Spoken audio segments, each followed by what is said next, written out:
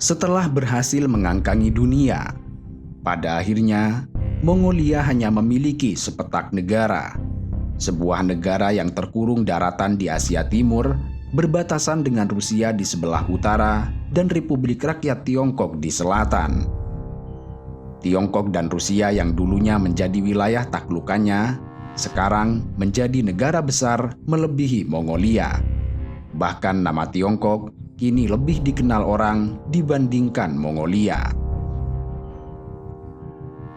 Kendati demikian, sosok Genghis Khan benar-benar tampil dalam sejarah peradaban dunia, hingga tercatat dalam ribuan buku sejarah bahwa ia pernah ada di muka bumi ini, yang kadang menginspirasi dengan ragam diksi yang penuh pelajaran bagi generasi masa kini. Imperium Mongol yang menggurita itu, yang kekuasaannya membentang luas di berbagai penjuru dunia, akhirnya mengalami keruntuhan. Tentu saja, keruntuhan Mongol ini bukanlah hal yang aneh, karena merupakan fenomena alam yang terbilang wajar. Banyak juga imperium-imperium besar lain yang pernah eksis di muka bumi ini, tetapi pada akhirnya satu persatu bertumbangan.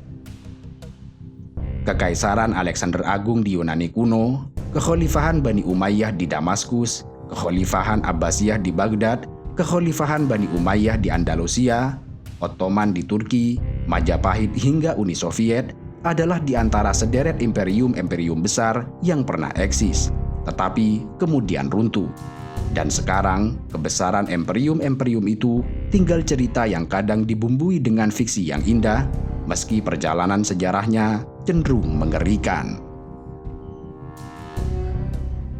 Hal yang sama juga terjadi pada Mongol.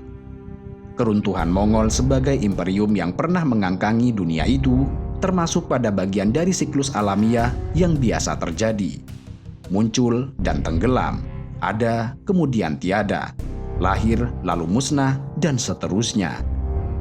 Ini adalah wujud dari hukum dialektika sejarah, di mana sebuah peradaban saling bergerak dalam kerangka tesis, antitesis, dan sintetis. Dalam kuasa dialektika inilah, peradaban-peradaban lama satu persatu bertumbangan digantikan oleh peradaban-peradaban baru. Dalam kerangka dialektika ini pula bisa dilihat, sebuah peradaban besar kemudian mengkerut menjadi kecil, bahkan hilang, tertelan dalam sejarah.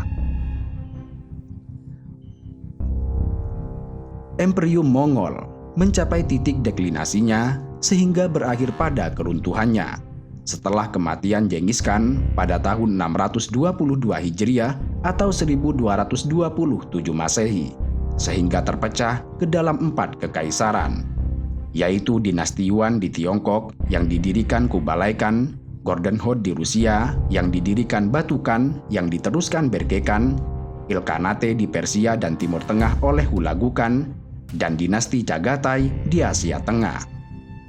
Keempat pecahan imperium Mongol ini terus eksis bahkan berkembang, paling tidak hingga abad ke-14 Masehi.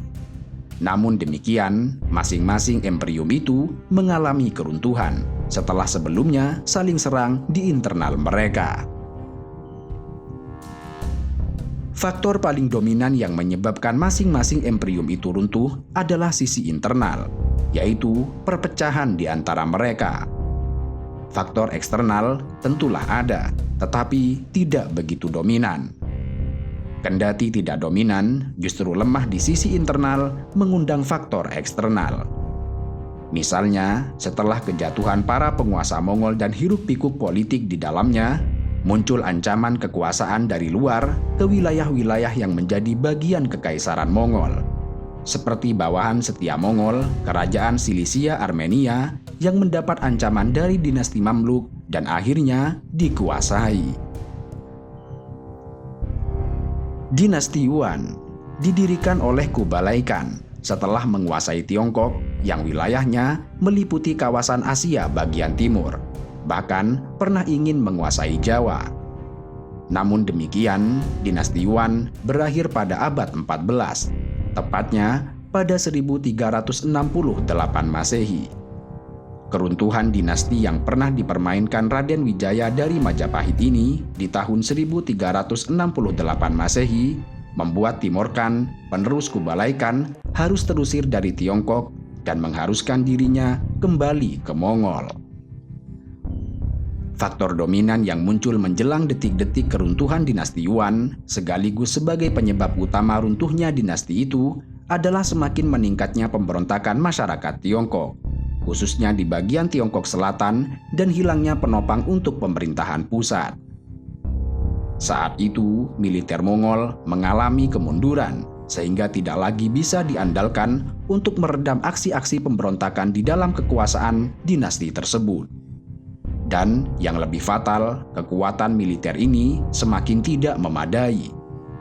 Pengabaian dan kemerosotan terhadap kekuatan militer Yuan di abad ke-14 menunjukkan bahwa dinasti ini hanya bisa merekrut sejumlah kecil masyarakat sebagai tenaga militer, hanya dari tanah air mereka. Kendati demikian, andaikan dinasti Mongol Yuan tidak terperosok ke dalam beberapa keputusan militer yang buruk, bisa jadi dinasti itu akan bisa menangkal pemberontakan di Tiongkok dan tetap mampu mempertahankan eksistensinya selama beberapa tahun ke depan.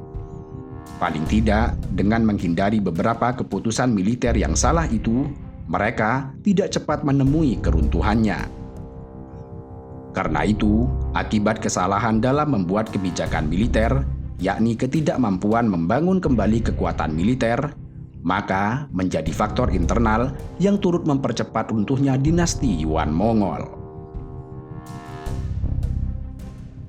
Keruntuhan Ilkhanate Mongol yang didirikan oleh Hulagu Khan dengan pusat kekuasaannya di Persia dan Timur Tengah mulai mengalami kemunduran ketika Ilkhanate ini dikuasai Abu Sa'id terakhir.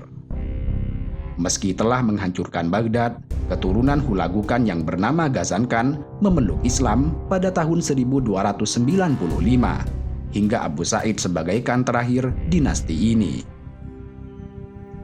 Pada masa Abu Sa'id, dinasti Ilkhanate mengalami kefakiran ekonomi yang cukup besar, sehingga di masa ini bangsa Ilkhanate tidak lebih sejahtera dari sebelumnya. Masalah lain yang dihadapi Abu Sa'id dalam memimpin Ilkhanate hampir sama dengan masalah yang dihadapi oleh Henry VIII asal Inggris, yaitu kesulitannya mencari anak laki-laki sebagai pewaris takhta.